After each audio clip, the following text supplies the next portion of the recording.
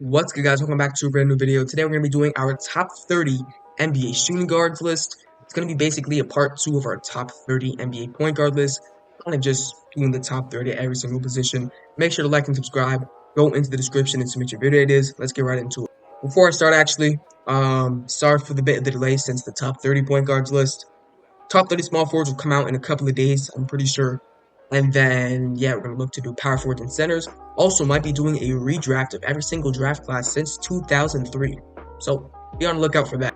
There's also about 5 videos in my video suggestion list, which is down in the description. It's going to be labeled video ideas. It's a Google form. Submit your video ideas if you have that. But there's 5 right now. I think one of them is going to be breakout players for the NBA. One of them is going to be my NFL season predictions, which is going to come out in probably a week or so. So yeah, just be on the lookout for all of that. Pretty sure there's other ones as well. But for right now, we're just going to be focused on the top 30 NBA shooting guards. If there's any player you don't see on this list, they're probably in the top 30 point guards, or they're probably in the top 30 small forwards, or I just don't have them because this is 100% my opinion. So hope you guys enjoyed. Let's get into number 30.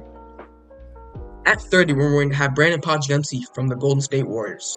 Last season, Pods averaged about 9 points, 6 rebounds, and 4 assists, but he also shot 45 from the field and 39 from 3 as a rookie. I think with the departure of Klay Thompson, the Warriors are going to look to have someone step up to be that second option. Could that potentially be Jonathan Kuminga? A lot of people think so. Could it maybe be Andrew Wiggins again? Remember, a couple years ago, he was an all-star starter. Or could it potentially be Brandon Podjemski? Could he possibly be this next team's Jordan Poole, who's also a better defender than Poole, who's also probably a better passer than Poole, better rebounder as well? Who knows? We'll see. But what I do know is that Brandon Podjemski is going to be a top 30 shooting guard going into next season. At 29, I'm going to have Norman Powell from the Los Angeles Clippers. Last season averaged 14 points while shooting 49 from the field and almost 44 from 3. We know Norman Powell is going to give you good buckets off the bench. He's not the best passer. He's also not the best defender. So for that reason, I'm only going to have him at number 29. But if we're looking for a potential 6th Man of the Year candidate, Norman Powell is always in that conversation. At 28, I'm going to have Kelly Oubre from the Philadelphia 76ers. Oubre averaged about 15 points last season while also having 5 rebounds and almost 2 assists. He shot 44 from 3, but only 31 from the 3-point line. In less of a role going to next season, maybe Kelly Oubre will be able to provide some 3-and-D for Paul George, Tyrese Maxey, and Joel Embiid. I think he has the potential to be a top 20 shooting guard in this league if he's able to get that 3-point percentage up to the mid-30s to maybe even high 30s as well. At 27, I'm going to have Grayson Allen from the Phoenix Suns. Last season, he averaged 14 points, 4 rebounds, and 3 assists, while also shooting a crazy 49 from the field, but 46 from 3. Those are some great stats. If you're wondering why he's not higher on this list, is because he only really provides catch-and-shoot 3-point shooting. He can't really create a shot for himself, and he's also not a good defender as well, and also not a great passer. But as a catch-and-shoot guy, Grayson Allen can be a great role player for a championship team. At 26, I'm going to have Josh Giddey from the Chicago Bulls. A lot of people think Josh Giddey will be a lot more of a scorer going to next season for the Bulls because obviously last year he had Shea, J-Dub, Chet all ahead of him in the scoring. But I think with Zach LaVine still being there, Kobe White, Nick Vucevic as well, it's not going to be a 17-plus point per game season for Josh Giddey. Obviously, you can still move guys like Zach LaVine and Nick Vucevic, but what I'm really looking for progression-wise for Josh Giddey is a higher 3-point percentage, actually giving effort on defense, and really just running this team. I'm going to list him as shooting guard, though, because Kobe White did play majority of point guard last season for the Bulls, and I doubt the Bulls take the ball out of his hands too much because it worked a lot for them. 25, and have Bogdan Bogdanovic from the Atlanta Hawks. Bogdanovic averaged 17 points, 3.5 rebounds, and 3 assists last season, and was also in the 6th Man of the Year conversations basically the whole season. He had a great Olympics for Serbia and also basically killed Team USA.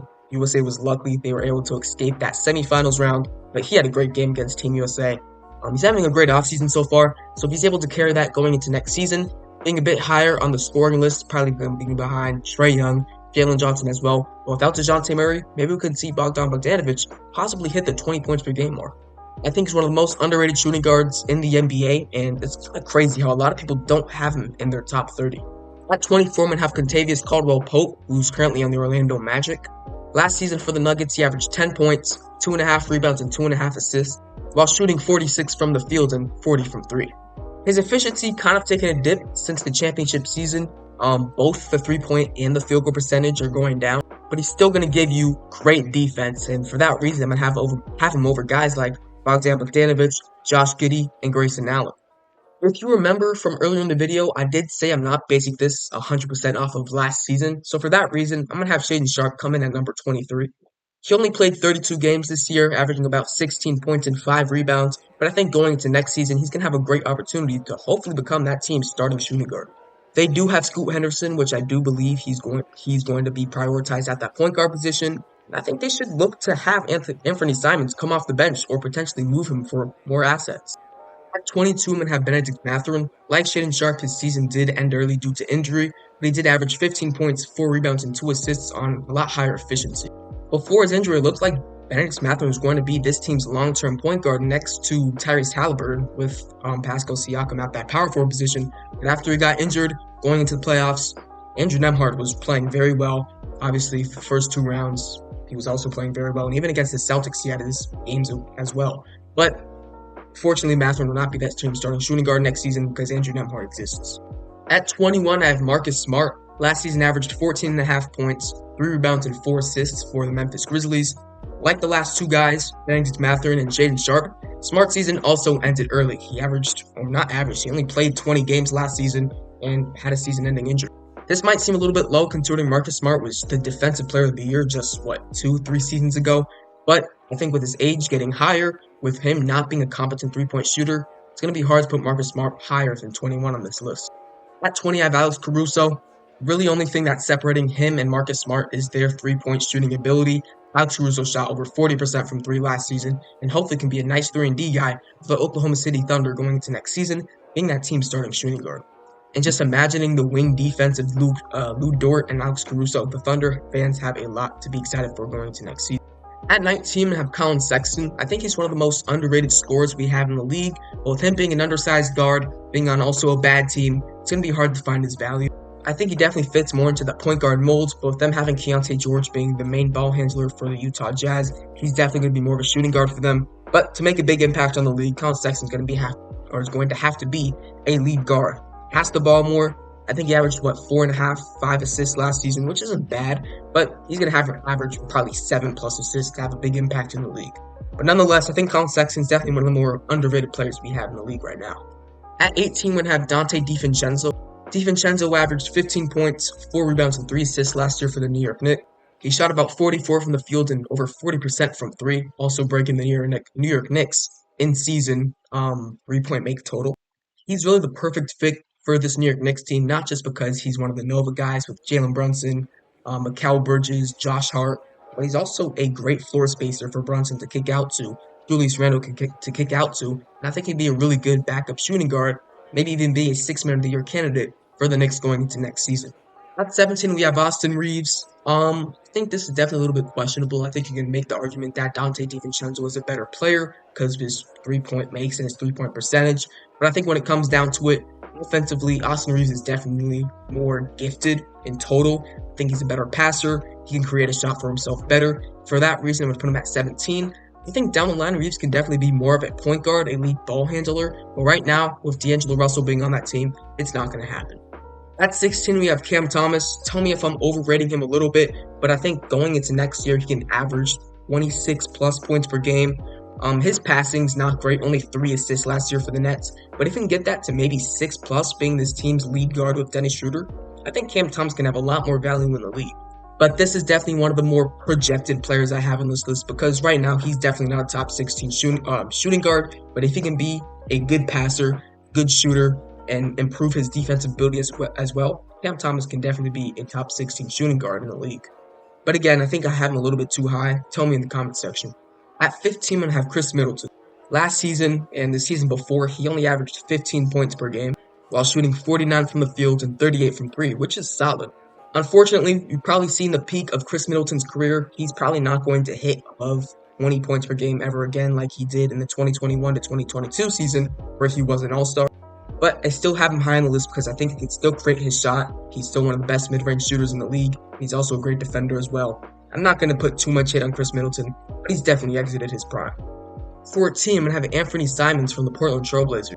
He, like other guys as well, season ended early, only playing 46 games last season, which is definitely a pattern for the Portland Trailblazers guards. He averaged 22.6 points per game, also 4 rebounds and 6 assists last season. But a lot of people are going to say it was empty stats. The Blazers were one of the worst teams in the league, and I can't say I disagree with them. He shot 43 from the fields, 39 from 3, which is solid shooting split. I hope the Blazers either move Anthony Simons or move him to the bench because I want to see Shaedon Sharpe shine next season. But if he doesn't get moved, I'd love to see Anthony Simons in a six-man role where he can give them buckets off the bench, maybe even average 20 plus points and become the sixth man of the year. Third team and have Jalen Green from the Houston Rockets. Last year averaged about 20 points per game, 5 rebounds, and 4 assists. But the main reason I'm going to have him this high on the shooting guard list is because of the way he ended last season.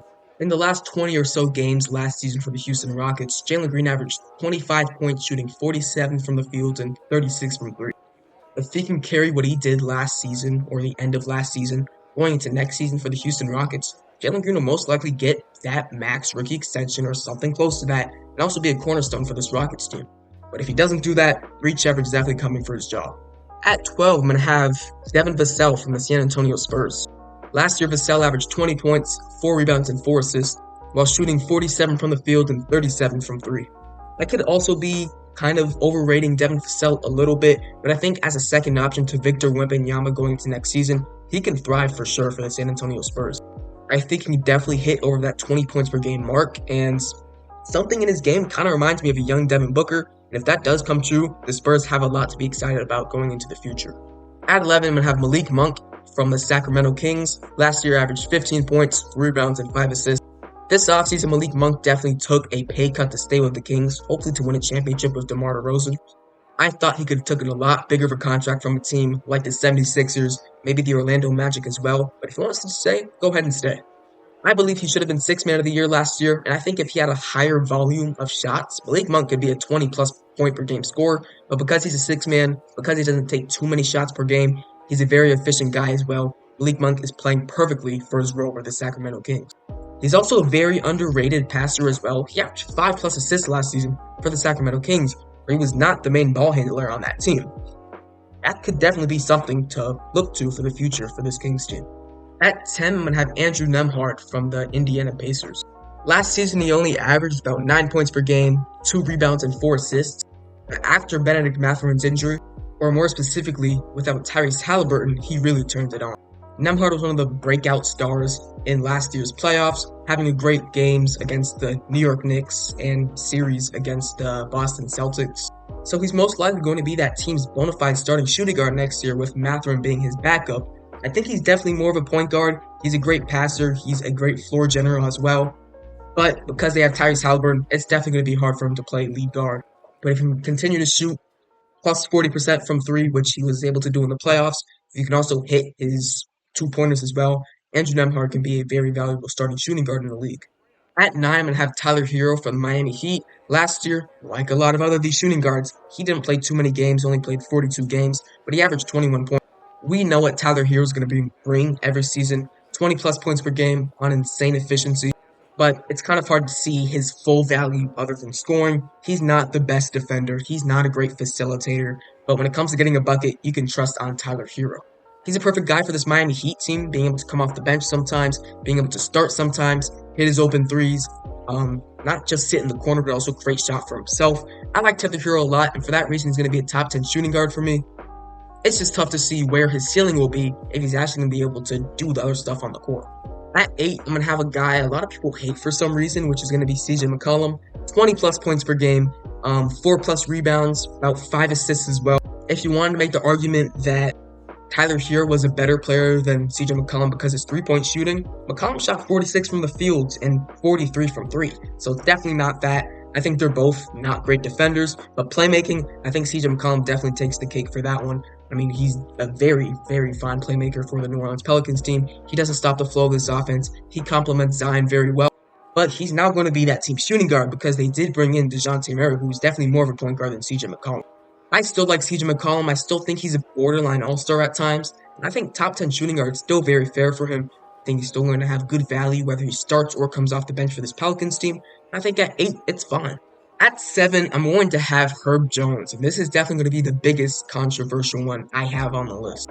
I realize having Herb at 7 and CJ at 8 might think I'm a Pelicans fan or show Pelican bias, but really, I just like a couple of players on their team. But when it comes to Herb Jones and what makes him a top 10 shooting guard in the NBA, he averaged 11 points last season, 4 rebounds, and about 3 assists, shooting 50% from the field, 42 from, while also shooting 87 from the free throw line, which is extremely close to 50, 40, 90.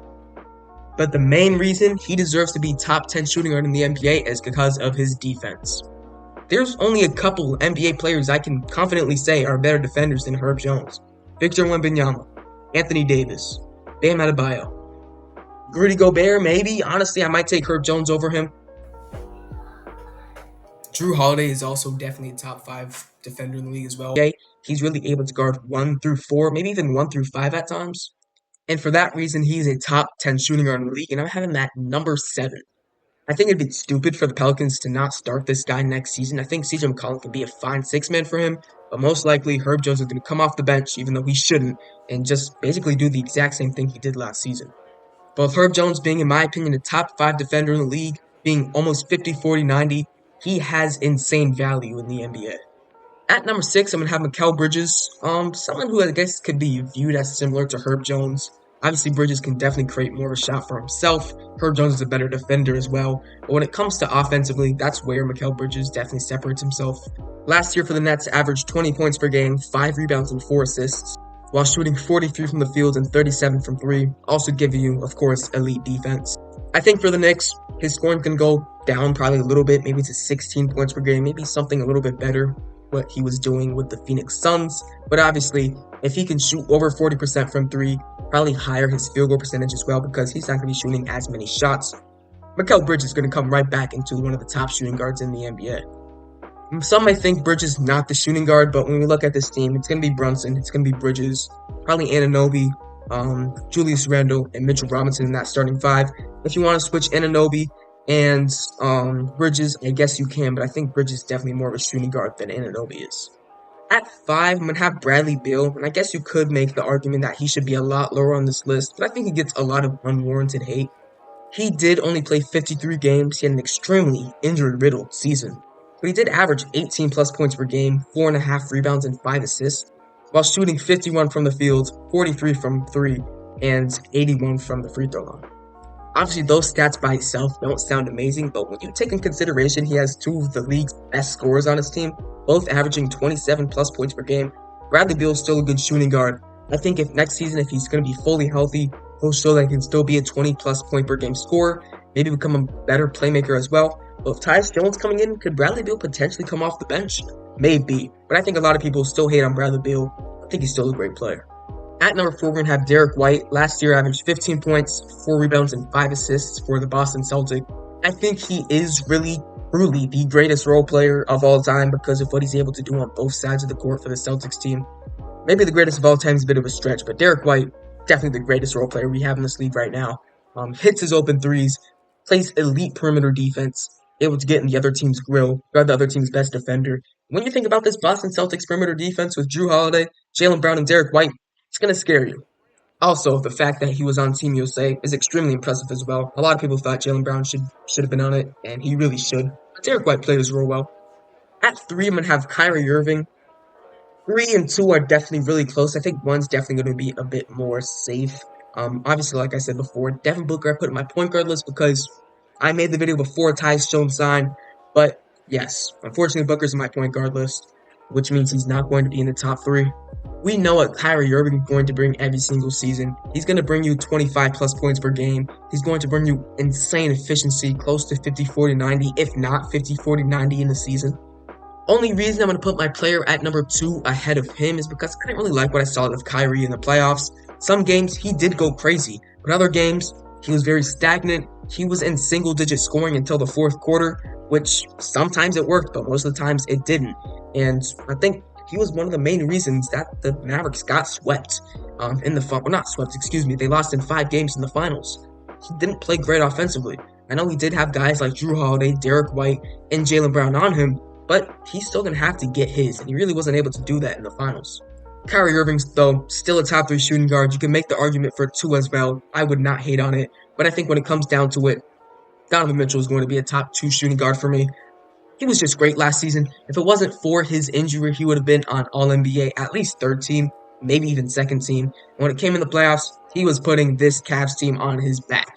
Darius Garland was not performing. Evan Mobley was not performing. Jarrett Allen seemed like he didn't want to play, had injuries. Did he have injuries? Who knows? Who doesn't know? I don't know. But what I do know is that Donovan Mitchell put that team on his back, got them out of the first round, was able to steal a game from the Celtics too, I believe, which is impressive in itself.